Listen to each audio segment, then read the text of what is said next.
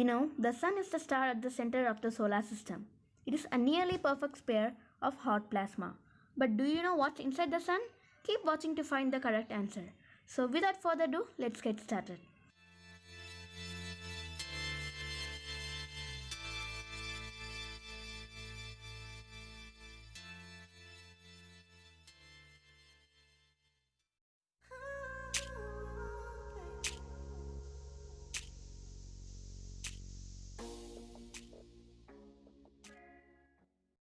First, let us see the structure of the sun.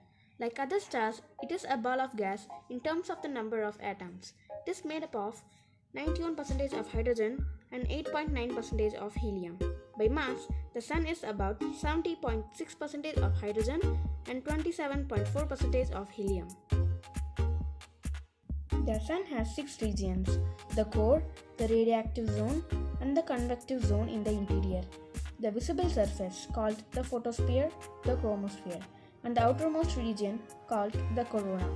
It is not the widest, but it is the outermost region of the sun. The energy produced in the core powers the sun and produces all the heat and light the sun emits.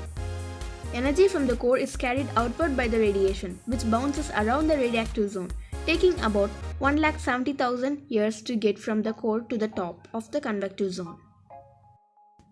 The temperature drops below 3.5 million degrees Fahrenheit, that is 2 million degrees Celsius, in the convective zone, where large bubbles of hot plasma move upwards. The surface of the sun is about 10,000 degrees Fahrenheit, that is 5,500 degrees Celsius. That's much cooler than the blazing core, but it's still hot enough to make carbon, like diamonds and graphite, not just melt but boil.